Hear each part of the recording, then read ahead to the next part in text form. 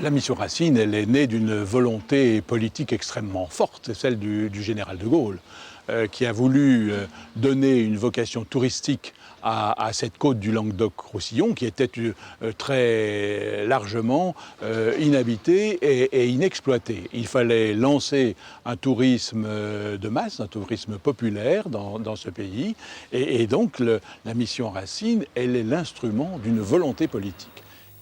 Le schéma d'aménagement définit 5 unités touristiques organisées autour de stations nouvelles. En 1965, des travaux sans précédent sont engagés pour faire sortir de terre de véritables villes nouvelles sur des terrains considérés depuis toujours comme insalubres.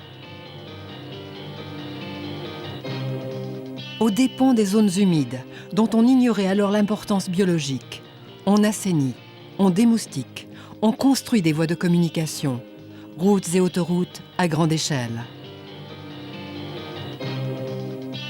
Ces travaux pharaoniques prévoient l'aménagement de 6 stations balnéaires nouvelles, dont la Grande Motte, le Cap d'Agde, le Cap Barcarès et Gruissant.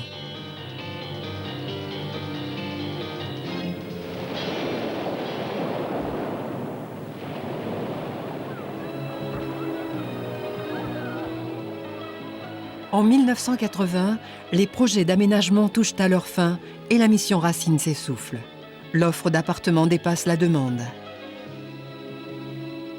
La mission Racine s'arrête en 1983 et la gestion de ces villes nouvelles est confiée aux collectivités locales.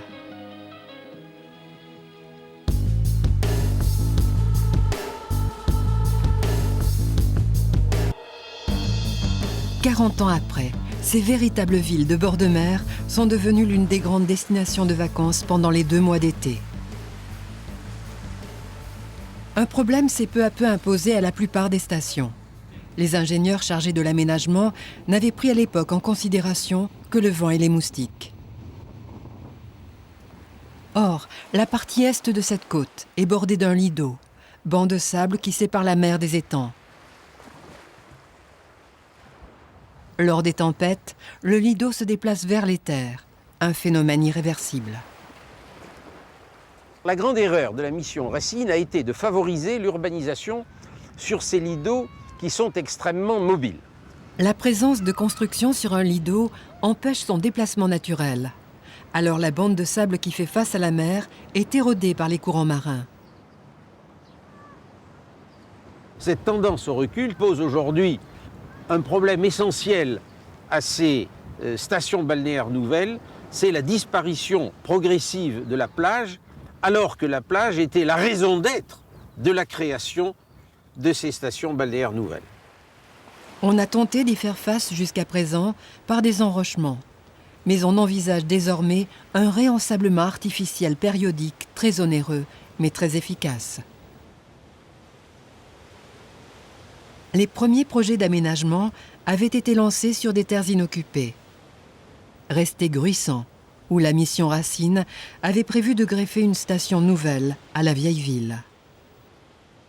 Ces Gruissanais qui avaient des terres incultes, bien souvent, ou abandonnées, ont été contents, on leur a donné un prix, disons, honnête de leur terrain. Ils ont tous marché, lorsqu'ils s'en sont aperçus, ben non, moi c'était vendu à telle société, ah mais moi c'est pas la même, ah bon, ce sont des gens qui veulent faire du remembrement.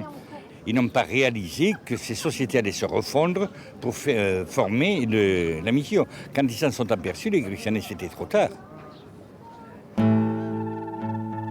Ces acquisitions de terrain ont été faites quelques années avant que la mission Racine ne dévoile les premiers projets des architectes. Ils étaient, ces architectes parisiens, ils étaient gonflés quand même.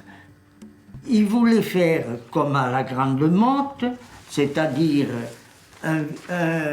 des pyramides d'étoiles, comme ça, et occuper le bord de la mer. Donc, il fallait détruire tous les chalets et c'est le 14 juillet 1964 que je me suis décidé à alerter la population. C'est alors que les journaux s'emparent du scandale. la presse locale contribue à la levée de boucliers des Gruissanais. Cette mobilisation stoppera les projets les plus fous, comme ces pyramides étoiles, ou encore 6 villages de vacances dans le massif de la Clappe.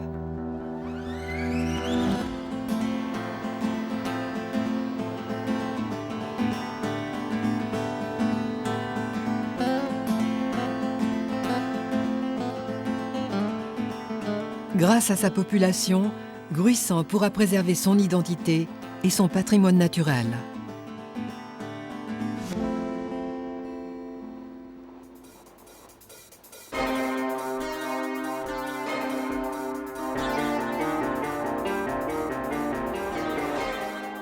Dès 1974, les premières constructions du port de Gruissan voient le jour.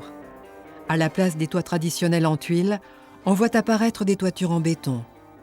Ces immeubles en forme de voûtin seront un moindre mal, en comparaison des précédents projets.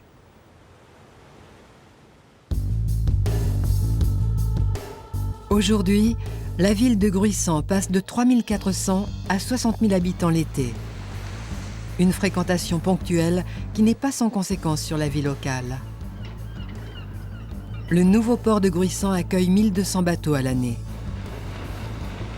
Les diverses activités de tourisme ont pu se développer. Activités balnéaires et nautiques, services hôteliers et casinos. Le tourisme est dorénavant le fer de lance de la ville de Gruissan. Ces aménagements ont aussi permis aux activités traditionnelles, comme la viticulture et la pêche, de se maintenir. C'est le rougier, le rougier de Gruissan, pour le marchandise. Les pêches fins, les pêcheurs de Gruissan, vous avez vu?